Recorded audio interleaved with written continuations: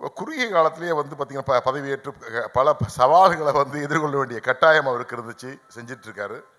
வழக்கறிஞர், திருவிடை மருதூர் தொகுதியுடைய 3 முறை தொடர்ந்து சட்டமன்ற உறுப்பினராக தேர்ந்தெடுக்கப்பட்டவர், அரசு கொறடாவாக செயல்பட்டவர், வழக்கறிஞர். யுஜிசி திருத்தங்களை எதிர்த்து சட்டசபையில் முழங்கியதோடு முழுமூச்சாக தொடர்ந்து இயங்கி வருபவர்.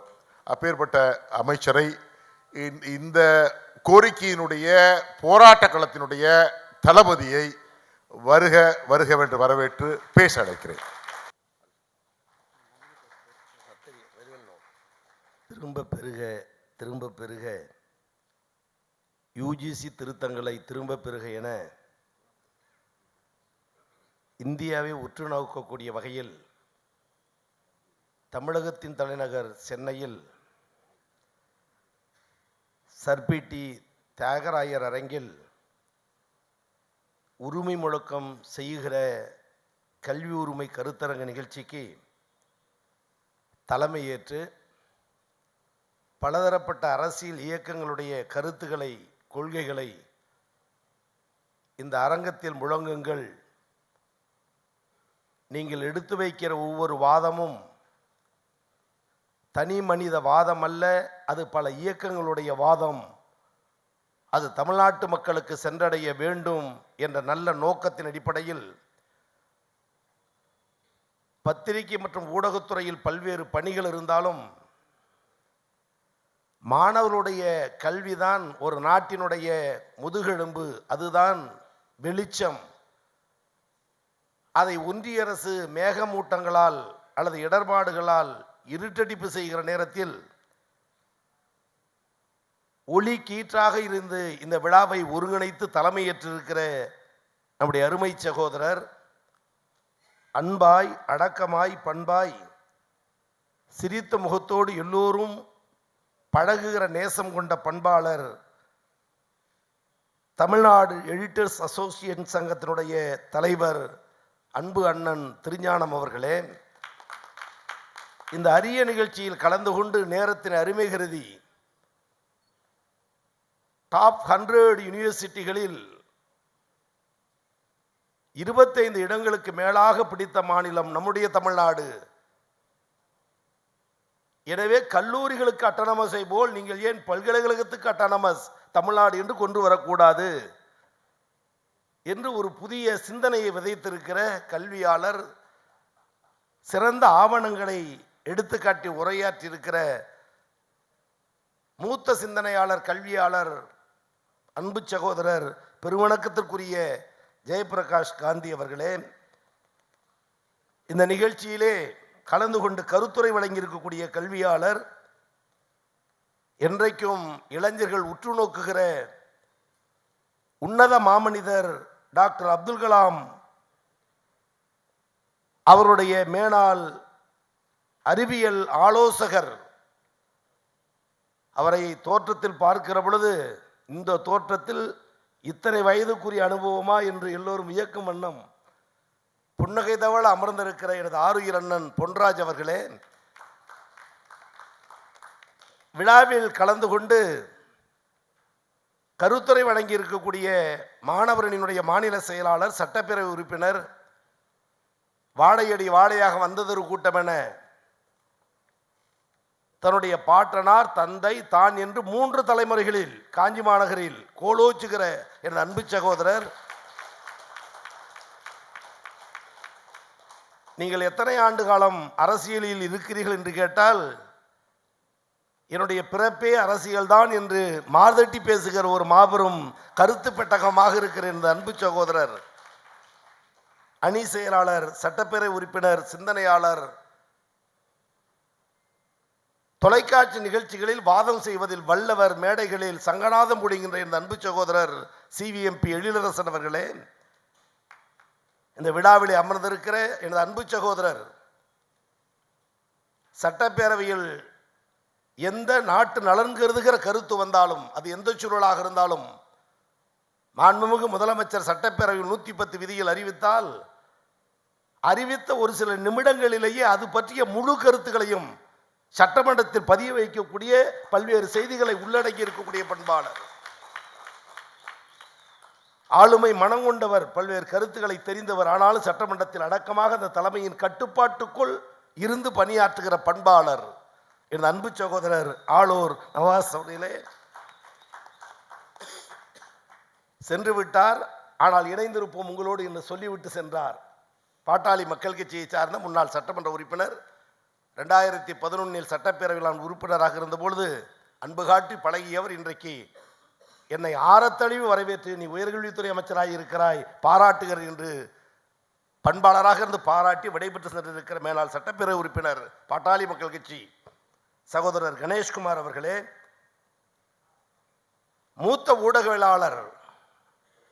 நான் பல ஆண்டுகள் ஊடகத்துறையில் தொடர்பு கொண்டு பணியாற்றிய போதெல்லாம், கருத்துக்களை எடுத்துச் சொல்ல வந்த போதெல்லாம், இன்றைக்கு இருக்கக்கூடிய புதிய தலைமுறை அது தொலைக்காட்சியாக வராமல் வெறும் இன்டர்நெட் காட்சியாக, தொலைத்தொடர்பில் காணொளி வாயிலாக அவைகளை கண்டுகளிப்பதற்கான ஒரு சூழலை எல்லாம் உருவாக்கிய நேரத்திலேயே, தி ஃபவுண்டர் ஆஃப் புதிய தலைமுறை என்று சொல்லக்கூடிய காலத்திலேயே பல்வேறு நேர்காணலில் கலந்து கொண்டு அவரோடு கலந்து பேசுகிற ஒவ்வொரு நிகழ்ச்சியும் வளர்ந்து வரும் கட்டத்தில் எனக்கு ஒரு முகவரியை தேடி தந்தது என்ற பெருமையும் நான் பெறுவதற்கு அன்றைக்கு எனக்கு துணை புரிந்த மாமனிதர், சிந்தனையாளர், நாட்டு நடப்பு மீது அக்கறை கொண்டவர் எனது அன்பு அண்ணன், அன்பு சகோதரர் அண்ணன் ஜென்ராம் அவர்களே. இந்த நிகழ்ச்சியிலே கலந்து கொண்டு கருத்துக்களை எடுத்து வைத்து விடைபெற்று சென்றிருக்கிற அன்பு சகோதரி மூத்த ஊடகவியலாளர் கவிதா முரளிதரன் அவர்களே, சென்னை பத்திரிகையாளர் மன்றத்தினுடைய புதிய தலைவர், புரட்சிகர தலைவர், பொதுச் செயலாளர், எல்லோருடைய அன்பையும் பெற்று அடக்கமாக அதே நேரத்தில் தமிழகத்தின் ஆளுமை மிந்த பத்திரிகையாளர்களையும் தனது கட்டுப்பாட்டில் வைத்து பாராட்டுதலை பெற்றிருக்கிற அன்பு சகோதரர் அருமை அண்ணன் ஆசிப் அவர்களே, சிந்தனை மிகுந்த பேச்சை எல்லோரும் சிந்திக்கின்ற வகையில் உரையாற்றி சங்கநாதம் ஒளிந்திருக்கிற சிபிஐஎம் மாநில குழு உறுப்பினர் அன்பு சகோதரர் நல்ல சிந்தனையாளர் அண்ணன் சிந்தன் அவர்களே, சமூக செயற்பாட்டாளர், சிறப்பாக உரையாற்றி நல்ல கருத்துக்களை எழுச்சியோடு இனிமையோடு புரியும் வண்ணம் பேசி நம்முடைய மனதிலெல்லாம் ஒரு சிம்மாசனம் விட்டு அமர்ந்திருக்கிற அன்பு சகோதரர் மதுர் சத்யா அவர்களே, ஊடகவியலாளர், சாட்டை எடுத்து சுழட்டுவதில் வல்லவர், எதிரிகளை பந்தாடக்கூடிய பல்வேறு கருத்துக்களை உள்ளடக்கி தலைப்பு ஒட்டிய சில கருத்துக்களை சொல்லாமல் இந்த அரங்கத்திற்கு எதை விதைக்க வேண்டுமோ அதுதான் விருட்சமாக மாறும் என எண்ணி பல்வேறு கருத்துக்களை எடுத்து உரையாற்றி இருக்கிற நான் பெரிதும் மதிக்கிறேன் அன்பு சகோதரர் ஊடகவியலாளர் இந்திரகுமார் தேரடி அவர்களே. இந்த நிகழ்ச்சியை தொகுத்து அனைவருக்கும் வணக்கம் என சொல்லி தொடங்கிலிருந்து என்னை பேச அழைத்த நிமிடம் வரை ஒவ்வொன்றையும் கூர்ந்து பார்த்து, நேரத்தின் அருமை பார்த்து, அமர்ந்திருக்கிற மக்கள் ஆர்வத்தை பார்த்து, அதில் அவ்வப்போது ஏற்படுகிற சோர்வையும் பார்த்து, கை கடிகாரத்தையும் பார்த்து, பேசுகிற பேச்சாளருடைய முகத்தையும் பார்த்து, பல்வேறு வகையிலே ஒருங்கிணைத்து சிறப்பாக அருமையண்ணன் திருஞானம் அவர்களுக்கு ஒரு நிழலாக இருந்து இந்த விழா நடக்க எல்லா நிலையிலும் பொருத்தமானவராக நிலையாற்றியிருக்கிற எனது அருமை அண்ணன், பாராட்டுக்குரிய தமிழ்நாடு எடிட்டர்ஸ் கில்டினுடைய செயலர் அண்ணன் கதிரவன் அவர்களே, இந்த நிகழ்விலே பங்கெடுத்து சிறப்பு செய்திருக்கிற மாநில வர்த்தகரணியினுடைய செயலர் கவிஞர் காசி முத்துமாணிக்கம் அண்ணன் அவர்களே, நிகழ்ச்சியிலே கலந்து கொண்டிருக்கிற சென்னை பல்கலைக்கழகத்தினுடைய சிறப்பு நிர்வாக அலுவலக பொறுப்பை ஏற்று வழிநடத்துகிற இந்த நிகழ்ச்சியில் பல மாணவர்கள் கலந்து கொள்வதற்கும் வாய்ப்புகளை உருவாக்கி தந்திருக்கிற எனது அன்பு அண்ணன் முனைவர் ஆம்ஸ்ட்ராங் அவர்களே, மாநில மாணவரனுடைய இணை செயலாளர், என்னோடு மாணவரணியில் கணப்பணி ஆற்றியதிலிருந்து இன்றைக்கு முதிர்ச்சி பெற்ற மாணவரனுடைய முக்கிய தலைவர்களில் ஒருவராக விளங்குகிற வழக்கறிஞர் அன்பு தம்பி ஜெரால்ட் அவர்களே, மாநில மாணவரணி இணை செயலாளர் தம்பி சென்னை மோகன் அவர்களே, தம்பி அருண் அவர்களே, நம்முடைய திருவல்லிக்கேணி பகுதியிலிருந்து மாணவர் அணியின் பொறுப்பேற்று பல தம்பிமார்கள் இந்த நிகழ்ச்சியில் கலந்து கொள்வதற்கு அழைத்து வந்திருக்கிற மாணவர் அணியினுடைய மாவட்ட அமைப்பாளர் எனது அன்பு தம்பி அவர்களே, நிகழ்ச்சியிலே கலந்து கொண்டிருக்கிற தலைமை கழகத்தின் தன்னகரில்லாத பேச்சாளர், அரசியலில் எல்லா நிலையிலும் என்னோடு துணை நின்று பணியாற்றுகிற எனது அன்பு தம்பி பேச்சாளர் வழக்கறிஞர் முனைவர் பொன்னேரி சிவா அவர்களே, எனது அருமை தம்பி கோபால் அவர்களே, அன்பு தம்பி தஞ்சை மோகன் அவர்களே, அருமை தம்பி செல்வின் ராஜ்குமார் அவர்களே, என்னுடைய அலுவலகத்தில் எனக்கு பக்கபலமாக இருந்து உயர்கல்வித்துறையில் நல்ல பல ஆலோசனைகள் வழங்கி எங்களை செம்மைப்படுத்துகிற எனது மதிப்பிற்கு மரியாதைக்குரிய அருமை அண்ணன் சோமாஸ்காந்த் அவர்களே, அருமை அண்ணன் முத்துச்சோழன் அவர்களே, இன்னும் இந்த அரங்கத்தில் வீற்றிருக்கக்கூடிய ஆர்வலர்களே, சான்றோர்களே, கல்வியாளர்களே, நல்ல பல கருத்துக்களை உள்வாங்கி கிரகித்து இன்னும் இதை பிரச்சாரத்துக்கு நாங்கள் எடுத்து செல்வோம், இன்னும் துடிப்போடு பணியாற்றுவோம் என்று குழுமி இருக்கக்கூடிய சான்றோர் பெருமக்களே, ஜனநாயகத்தின் தூண்களாக நாங்கள் இன்றைக்கும் மதிக்கக்கூடிய போற்றக்கூடிய பத்திரிகை மற்றும் ஊடகத்துறையை சார்ந்த அன்பு தோழர்களே, அரங்கில் குழுமி இருக்கிற சான்றோர்களே, அனைவருக்கும் வணக்கம். எல்லா ஆளுமைகளும் பேசியதற்கு பிறகு எளியவனாகிய நான் நிறைவு செய்யக்கூடிய ஒரு கட்டத்தில் உங்கள் முன்னால் நின்று கொண்டிருக்கிறேன். எல்லோருடைய கோரிக்கையும் உள்வாங்கி ஒற்றை வரியில் சொல்ல வேண்டுமேனால், மேடையில் வீற்றிருக்கிற ஆளுமைகள் என்னென்ன கோரிக்கை வைத்தார்களோ, எந்தெந்த கருத்துக்கள் அரசின் மூலம் செய்ய வேண்டும் என்று எதிர்பார்த்தார்களோ, அனைத்து கருத்துக்களையும் கோரிக்கைகளையும் தமிழகத்தை ஆளுகிற முதலமைச்சர், முதன்மை மிகுந்த முதலமைச்சர் அண்ணன் தளபதியிடமும் துணை முதலமைச்சர் அண்ணன் உதயநிதியிடம் எடுத்து சொல்லி அவைகளை வெற்றியடைய வைப்பதில் நானும் உங்களுக்கு பக்கபலமாக இருப்பேன் என்ற உத்தரவாதத்தை, உறுதிமொழியை இந்த நேரத்தில் நான் தெரிவிக்க விரும்புகிறேன். அதை செய்து தர வேண்டும் என்ற கோரிக்கையை பலத்த கரவொலியோடு அனைத்து கோரிக்கைகளையும் முதலமைச்சர் வசம் ஒப்படைக்கப்படும்.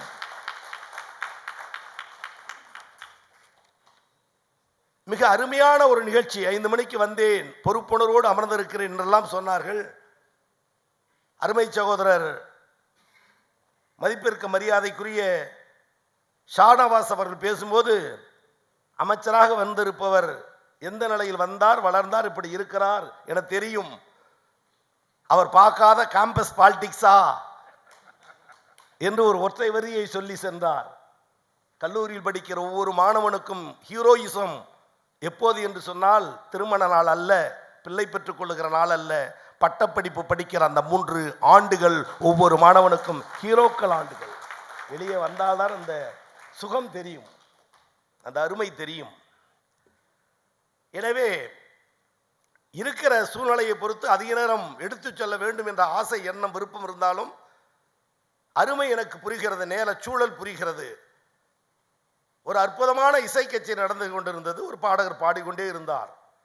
4 நிமிடம் பாசி பாடி முடித்தவுடன் அடுத்த பாட்டுக்கு போகலாம் என முடிவெடுத்தார். கடைசி வரிசையில் உட்கார்ந்திருந்த ஒரு ரசிகர், சார் ப்ளீஸ் ஒன்ஸ் மோர் என்றார்.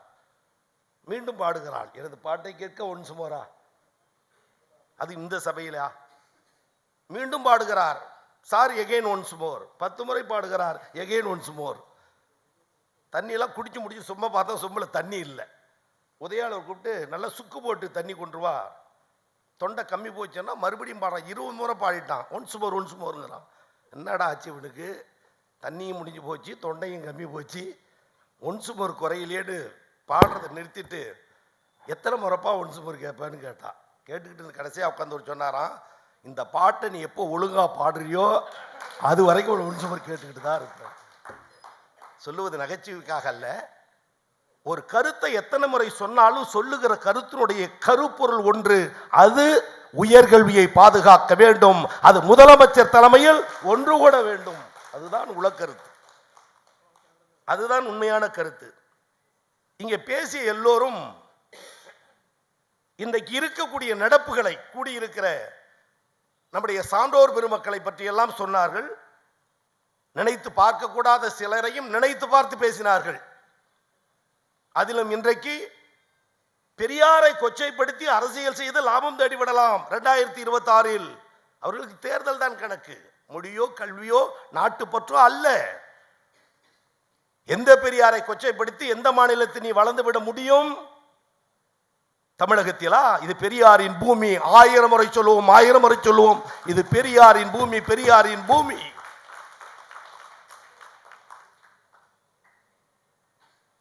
தந்தை பெரியாரும் முத்தமிழ் காவலர் கியாபே விஸ்வநாதம் ஐயாவும் ரயிலிலே போகிறார்கள். காட்பாடியில் ரயில் நிற்கிறது.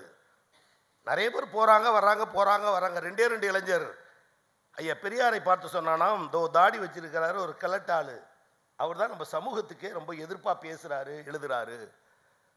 கியாபே விஸ்வநாதன் ஐயா காதுல அந்த செய்தி கிடைச்ச உடனே ட்ரெயின் புறப்படும் போது சொன்னாராம், ட்ரெயின் நிற்கும் போது சொன்னா ஐயா கோவப்பட்டு ஓங்கி அடிச்சாலும் அடிச்சிடுவாருன்னு. ட்ரெயின் புறப்படும் போது தான் சொன்னாராம். பத்திரிகையில் வந்த செய்தி தான். அந்த 2 பசங்க பேசுனதை பார்த்தீங்களா ஐயான்னாராம்.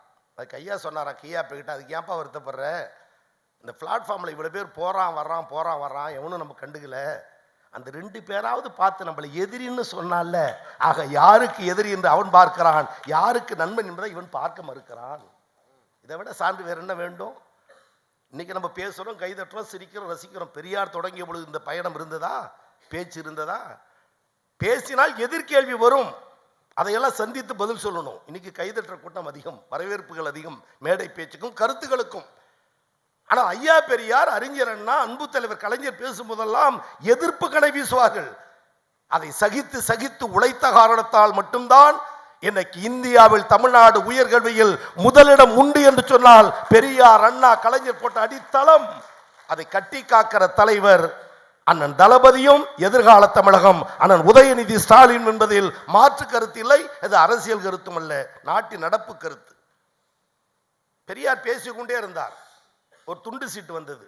அப்பெல்லாம் எதிலிருந்து கேள்வி வரும், பதில் சொல்லணும். எழுதி கொடுத்த தோழர் என்ன சொன்னான், நினைச்சுக்கிட்டு எழுதி கொடுத்தான், இந்த சீட்டை வாங்கிட்டு பெரியார் அப்படியே படிப்பாரு, அதை படிக்கும் பொழுது அவர் நம்ம நக்கல் நையாண்டி கிண்டல் கேலி செய்யணும், அவனுடைய நோக்கம்.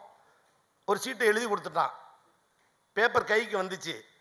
ஐயா பெரியார் சீட்டை பார்க்கிறாரு. அவர் அறிவுலக மாமேதை இல்லையா, அரசியல் அறிவில் ஞானம் பெற்றவர் அல்லவா. அது எழுதப்பட்டிருந்த வாசகம் என்னன்னா, நான் ஒரு முட்டாள். அவன் என்ன நினைச்சு எழுதி கொடுத்தான், இதை பெரியார் வாங்கிட்டு நான் ஒரு முட்டாள்னு படிப்பாரு, அதை நினைச்சு கிண்டல் செய்யலாம், கேலி செய்யலாம், அவன் நினைப்பு. ஆனால் அறிவுஜீவி பெரியார் அந்த சீட்டை கையில் வாங்கி கொண்டு சொன்னாராம், யாரோ ஒரு தோழர் கேள்வியை எழுதாமல் தன் பெயரை மட்டும் எழுதி இருக்கிறார், அவர் மேடையில் ஏறி தன் கேள்வியை சொல்லலாம். அறிவு கூடாரம் ஐயா இந்த மேடையும், இந்த வளர்ச்சியும், இந்த முன்னேற்றமும், இந்த பார்வையும் இல்லை என்றால் இந்தியாவில் இருக்கிற மாணவர்களில் PhD அதிகம் பயிர்ந்த மாணவர்கள் உள்ள மாநிலம் தமிழ்நாடு. UGC என்ன செய்ய முடியும் தமிழகத்தை, எங்கள் தளபதி இருக்கும் வரை. எனவே மைய அரசு எதை நினைத்தாலும் அதை எதிர்த்து போராடுகிற குணம் தமிழ்நாட்டிற்கு உண்டு. ஐயா பெரியார் காலம் தொடங்கி இடஒதுக்கீட்டு காலம் பட்டியலிட்டு சொல்லலாம், சொல்லிக்கொண்டே இருக்கலாம். அடிப்படை கல்வியை கட்டி காப்பதில் தமிழ்நாடு முதலிடத்தில் இருக்கிறது. தமிழ்நாடு முதலமைச்சர் துடித்தெழுந்து சட்டமன்றத்தில் சொன்னார், மைய அரசு எதை கொண்டு வந்தாலும் அதை எதிர்க்க வேண்டும் எண்ணம் எங்களுக்கு அல்ல, ஆனால் நாட்டு மக்களுக்கு இடர்பாடு தந்தால் அதை எதிர்ப்பேன் என்று சொன்னார். டங்ஸ்டன் சுரங்கத்தில் அவைகளை எடுத்து செல்கிற அந்த கொடிய காடியம் வரை சட்டமன்றத்தில் சொன்னார், நான் இருக்கும் வரை ஒரு கைப்பிடி மண்ணை கூட அல்ல விட மாட்டேன் சொன்னார். அரசாணை பிறத்தார்களா இல்லையா? விட்டு செல்கிற மாநில முதலமைச்சரா, உரிமையை விட்டு கொடுக்காத மாநில முதலமைச்சர் இன்றைக்கு. அதனால்தான் இன்றைக்கு இவ்வளவு போர்க்களம் நடக்கிறது. என்னுடைய அருமை சகோதரர் எழிலரசன் சொன்னார், நாளை முதல் மாணவர்களே எடுத்து செல்லுங்கள் பயணத்தை என்று சொன்னார். இமெயில் மூலமாக எதிர்ப்புகளை சொல்லுங்கள் என்று சொன்னார். என்னுடைய அன்பு சகோதரர்கள் சொன்னார்கள், அருமை அண்ணன், மதிப்பிற்கு மரியாதைக்குரிய நம்முடைய ஆருயிர் அண்ணன், எல்லோருடைய உள்ளங்கவர்ந்த கருத்தை சொல்லியிருக்க பொன்ராய் சொன்னார், நான் மாணவ பேரவை தலைவராக இருந்த காலகட்டத்தில் புறப்பட்டு வந்தேன். பேசுகிற கோவிசெலியன் என்ன கோடீஸ்வரனா, லட்சாதிபதியா, மிட்டா மிராசா, இலச்சு வாழ்ந்தாரா, பஸ் முதலாளியா, ஃபைனான்ஸ் ஓனரா? இல்லையே, ஒரு ஓலை குடிசையில் பிறந்த ஏழை தொண்டன் கோவிசெலியன் தமிழகத்தில் 3 முறை ஒரே தொகுதியில் நின்று வென்று இன்றைக்கு உயர்கல்வித்துறை அமைச்சர். எதனால்? எந்த புரட்சியால், எந்த விதையால், எந்த அடித்தளத்தால், எந்த ஆக்கிரமிப்பு இல்லாத நிலையால். ஒருவேளை இன்றைக்கு இருந்த UGCயை போல் அன்றைக்கு வந்திருக்குமே ஆனால் கோவிசெலியன் BA BL PhD MAவா? அந்த வழியை உருவாக்கி தந்த பெரியாரையும் அண்ணாவையும் திராவிட இயக்கத்தையும் எவன் மறந்தாலும் தமிழகத்தில் அனாதையாக்கப்படுவான். கும்பகோணம் அரசு ஆடவர் கல்லூரி, தி சவுத் இந்தியன் கேம்பிரிட்ஜ் யூனிவர்சிட்டி, அதற்கு இருக்கிற பட்டப்பெயர். ரைன் ஆற்றங்கரை ஓரத்தில் கேம்பிரிட்ஜ் யூனிவர்சிட்டி, காவிரி ஆற்றங்கரை ஓரத்தில் the south Indian Rhine university. 135 வருடங்கள். அந்த 135 வருடங்களிலும் கோலோச்சியவர்கள் அவாள் அவாள் அவாள் அவாள். அந்த கல்லூரியில் நான் சார்ந்திருக்கிற திராவிட முன்னேற்ற கழகத்தின் சார்பில் மாணவ பேரவை தேர்தலுக்கு 1989 கிட்டத்தட்ட இன்றைக்கு 25, அன்றைக்கு ஒரு 35 ஆண்டுகளுக்கு முன்னால் திமுகவின் சார்பில் மாணவ பேரவை தேர்தலுக்கு தலைவர் பதவிக்கு போட்டியிட்டு 800 வாக்குகள் வித்தியாசத்தில் வெற்றி பெற்று அவாள்கள் நிறைந்த அந்த கல்லூரியில், அவாளுக்காக தொடங்கப்பட்ட கல்லூரியில் ஒரு ஆதி திராவிடன் முதல் மாணவ பேரவை தலைவராக வந்த வரலாறு கும்பகோணம் அரசு ஆடவர் கல்லூரி. அடியேனே சாட்சி. ஐயா பெரியாரின் சாதனைக்கு வேறு யாரை சொல்ல முடியும்? அடியேனே சாட்சி அண்ணாவின் கொள்கைக்கு கிடைத்த வெற்றி. அடியேனே சாட்சி எங்கள் அன்பு தலைவர் தத்துவ மேதை டாக்டர் கலைஞர் கம்பீர தலைவருக்கு கிடைத்த வெற்றி. யுஜிசி தமிழகத்தை என்ன செய்ய முடியும்? எங்கள் தலைவர் தளபதி இருக்கும் வரை கற்றலும் கற்பித்தலும் அவன் தொழில். எவன் தொழில்? அவாள் தொழில். ஐயர் ஐயங்கார் சர்மா சாஸ்திரி அவன் தொழில் கற்றலும் கற்பித்தலும். ஒருவேளை கல்வியின் ஓசை ஆனா ஆவண்ணா ABCD 1 2 1 2 3 இதுதானே கல்வி. இந்த ஆரம்ப கல்வி ஆதி திராவிடன் காதில் பட்டு விட்டால் ஈயத்தை காய்ச்சி ஊத்த வேண்டும். யார் சொல்லுவது? மனு தர்மம், மனுஸ்மிருதி, இந்திய அரசியலமைப்பு சட்டம் வருவதற்கு முன்னால். ஆக ஒரு காலத்தில் ஆதி திராவிடன் காதில் கல்வி ஓசை பட்டுவிட்டால் காதில் ஈயத்தை காய்ச்சி ஊத்த வேண்டும் என்பது இருந்த நிலை. ஆனால் இன்றைக்கு எந்த ஜாதிக்கு கல்வி இல்லை என்றார்களோ, எந்த சமூகத்துக்கு கல்வி கூடாது என்றார்களோ, காதில் ஈயத்தை காய்ச்சி ஊத்து என்றார்களோ, அந்த சமூகத்தில் பிறந்த கோவி செழியன் இந்தியாவில் மாண்புமிகு உயர்கல்வித்துறை அமைச்சர். பண்பாட்டு புரட்சி அல்லவா? கொள்கைக்கு கிடைத்த வெற்றி அல்லவா? எனவே முழங்கலாம் முழங்கலாம். இந்த கைதட்டல்கள் அனைத்தும், உங்கள் அகமகிழ்வு அனைத்தும் யுஜிசி எதிர்ப்பு கொள்கை நாம் நிலையாக இருந்து எப்படி ஐயா பெரியார் வென்று காட்டினாரோ, சமச்சீர் கல்வியில் டாக்டர் கலைஞர் வென்று காட்டினாரோ, அதே போல் யுஜிசி திரும்ப பெறும் வரை நம்முடைய போராட்டம் ஓயாமல் இருக்க வேண்டும். பேசுகிற கோவி செழியன் நாளைக்கு பட்டுக்கோட்டை பேராவூரணி பகுதிக்கு போகிறேன். எங்கள் அணியின் செயலாளரிடத்தில் சொன்னேன். அவரோடு இணைந்து பணியாற்றியவன் நான். என்னோடு பல தம்பிமார்கள் இணைந்து பணியாற்றியுடைய கதகதப்பு நெருப்பு மாணவர் அணிக்கு எனக்கு தெரியும். 65 மொழி போராட்டத்தில் எப்பேற்பட்ட ஒரு மாற்றத்தை மாற்றி இருமொழி கொள்கைக்கு தமிழ்நாடு வித்திட்டதோ, அதே போல் தமிழ்நாடு வித்திட இருக்கிறது. இந்த யுஜிசியை திரும்ப பெற்றுவிட்டால் அனைத்து மாநிலங்களும் ஏற்கும் வண்ணம் 9 மாநில முதலமைச்சருக்கு கடிதம் எழுதியிருக்கிறார் நம்முடைய முதலமைச்சர். அதன் ஆதரவு கேரளாவில் ஆதரவு, ஆந்திராவில் ஆதரவு, இன்னும் பல மாநிலங்கள் தளபதியினுடைய கரம் கோக்க காத்திருக்கிறார்கள். அப்பொழுது இந்தியாவில் நம்முடைய கொள்கை உயர்ந்து நிற்கும். மீண்டும் சொல்கிறேன், இந்தியாவின் தலைநகர் டெல்லி என்பதை மாற்றி சென்னை என காட்டிய தலைவர் டாக்டர் கலைஞர். டாக்டர் கலைஞர், டாக்டர் கலைஞர். இந்தியாவின் தலைநகர் டெல்லி என்பதை மாற்றி மீண்டும் தலைநகர் சென்னை என்பதை நிரூபிக்க தளபதி எடுக்கக்கூடிய முயற்சிக்கு, முதலமைச்சர் கொண்டு வந்திருக்க தீர்மானத்திற்கு, அவர் நிறைவேற்றி தந்த தீர்மானத்தை ஒட்டி மாணவ செல்வங்களே, கல்வியாளர்களே, சான்றோர்களே அனைவரும் நம்முடைய எதிர்ப்பை காட்ட மத்தியில் இருக்கக்கூடிய பல்கலைக்கழக மானியக்குழுவுடைய செயலருக்கு நாம் அனுப்பி அந்த எதிர்ப்பை காட்ட வேண்டும். அதன் மூலம் ஆளுநருடைய செயலை கண்டிக்க வேண்டும் என்பதையும் இந்த நேரத்தில் எடுத்துச் சொல்லி, இங்கிருக்க நாம் எப்படி அங்கே அனுப்புவது என்பதற்கான வழிமுறையை அருமை சகோதரர் சொன்னார். ஆட்சி அதிகாரத்தில் இருக்கிற பொழுது கோடிக்கணக்கான தகவல்கள் அவர்களை சென்றடைய வேண்டும். கலைஞர் முதலமைச்சராக இருந்தார். மகாராஷ்டிரா மாநிலத்தில் அம்பேத்கர் படித்த பல்கலைக்கழகம் மரத்வாடா பல்கலைக்கழகம். பல ஆண்டுகள் அது அம்பேத்கர் பெயர் வைக்க வேண்டும் என்று சொன்னார்கள். மகாராஷ்டிராவில் இருக்கிற போராட்டம் எடுபடவில்லை. தமிழகத்தில் பிறந்த ஐயா பெரியார் எப்படி வைக்கம் போராட்டத்தில் சென்று வெற்றி பெற்றாரோ, தமிழகத்தில் பிறந்த டாக்டர் கலைஞர் அன்னைக்கு மரத்வாடா பல்கலைக்கழகத்திற்கு அம்பேத்கர் பெயர் வைக்க வேண்டும் என்று 15 பைசா அஞ்சல் அட்டையை கழகத்தோடர்களை எழுதி அனுப்புங்கள் கவர்னர் PC அலெக்சாண்டருக்கு என்று கலைஞர் எதிர்க்கட்சியில் உத்தரவு போட்டார். ஆயிரக்கணக்கான 15 பைசா போஸ்ட் அட்டை PC அலெக்சாண்டர் கவர்னருக்கு மகாராஷ்டிரா மாநிலம் போனது. லாரி லாரியாக போனது, மூட்டை மூட்டையாக போனது.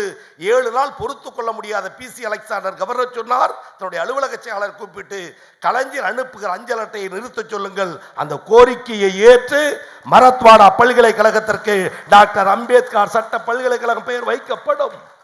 மகாராஷ்டிரா மாநிலம் போகாமலேயே கோபாலபுரத்தில் உட்கார்ந்து கொண்டு கொள்கையில் வெற்றி கண்ட இயக்கம் திராவிட முன்னேற்ற கழகம். அந்த ஆட்சி தமிழகத்தில் தொடர்கிறது. அந்த வெற்றியும் தொடரும் தொடரும். அதற்கு ஆதரவு தாருங்கள் என கேட்டு அனைவருக்கும் நன்றி பாராட்டி, உள்ளபடிய பாராட்டை அருமை அண்ணன் திருஞானம் அவர்களுக்கும் அண்ணன் கதிரவன் அவர்களுக்கும் இந்த நேரத்தில் வெளிப்படுத்தி வெற்றி பெறுவோம் என சொல்லி இந்த அளவில் என் உரையை நிறைவு செய்கிறேன். நன்றி, வணக்கம்.